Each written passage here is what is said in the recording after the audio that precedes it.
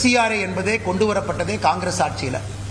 FCRA என்பது foreign contribution regulation act. வெளியிருந்து யாராவது பணம் கொடுக்குறாங்கன்னா, அது எங்க இருக்கக்கூடிய NGO அந்த பணத்தை வாங்குறாங்கன்னா அது முறையான முறையில் வாங்கணும் என்பதற்காக திருமதி இந்திரா காந்தி அவர்கள் எமர்ஜென்சி சமயத்தில் வெளியிருந்து பணத்தை கொடுத்து உள்நாட்டில் ஒரு கழகத்தை ஏற்படுத்தக்கூடாது என்பதற்காக FCRA சட்டத்தை முதலாக 1976 கொண்டு வந்தாங்க.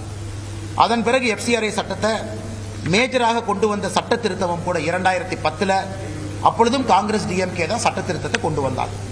அதன் பிறகு 2016, 18, 20 வேறு காலகட்டத்தில் சிறு சிறு திருத்தம் நாம் செய்திருந்தாலும் கூட 2026 ஒரு அமெண்ட்மெண்ட் நம்ம கொண்டு வந்திருக்கோம்.